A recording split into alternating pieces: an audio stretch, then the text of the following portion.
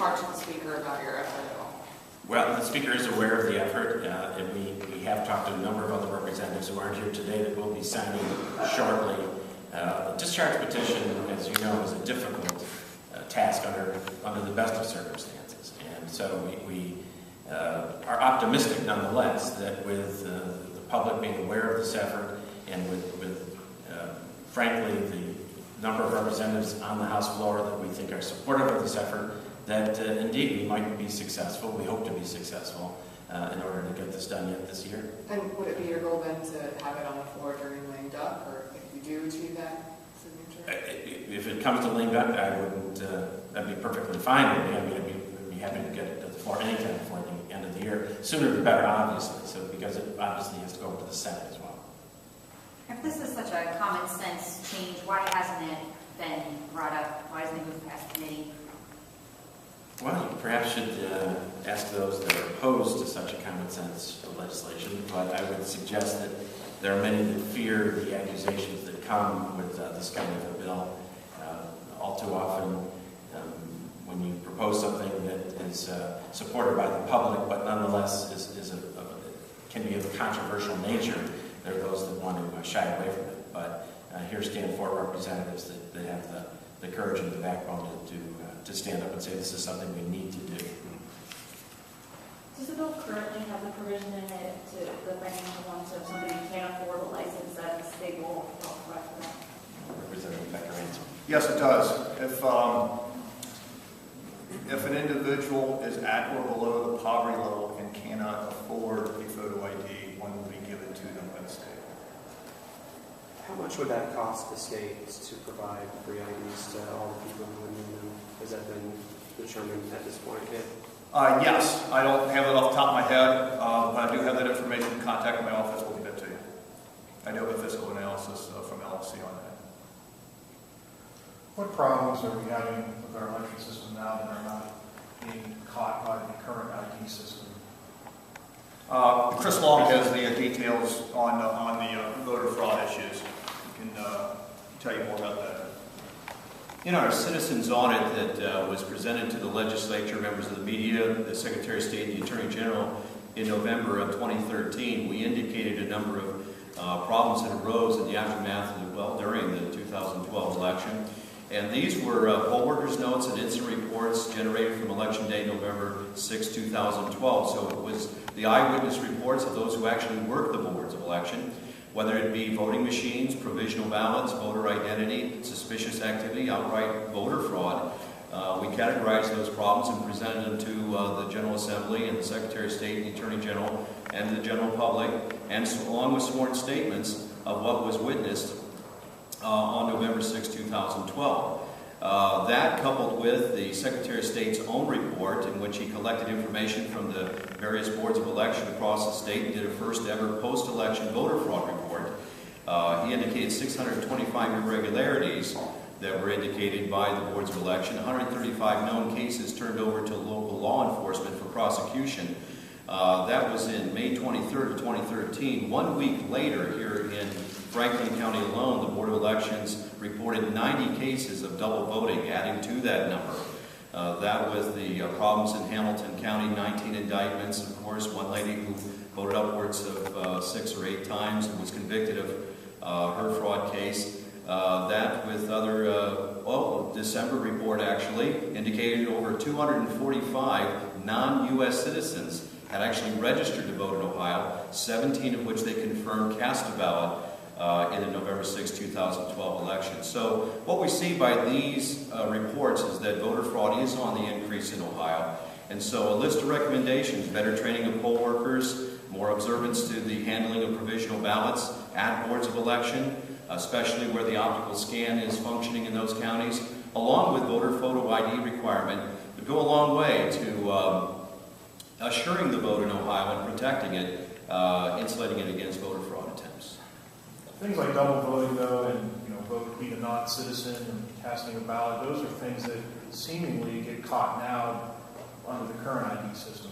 How would photo ID make it any better? These are known numbers of voter fraud. What we're saying is we know that other fraud exists. For instance, the 625 irregularities, What that is that's suspicious activity that couldn't be proven.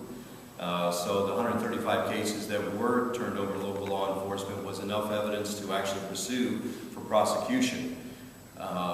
So there's a lot of reports that are out there. If you talk to Board of Election officials, for instance, Pennsylvanians coming over the border during a presidential year and voting in Ashtabula and Trumbull counties, and those are reports by those boards of election officials. So there are some things that are undocumented as far as official reports, but the longer you get in and discuss with people who actually work the boards of election, there are a lot of problems here in Ohio. Obviously, it's a tempting prize. It's the battleground state in a presidential election. So there are those who want to exploit our election process, and so this is a way to secure it. I covered that press conference that the Secretary was talking about the voter irregularities. He made it sound like most of those voter ID wouldn't have an effect on whether or not they catch it. I mean, a lot of it is people filling out somebody else's absentee ballot. Voter ID is not going to catch that, is it?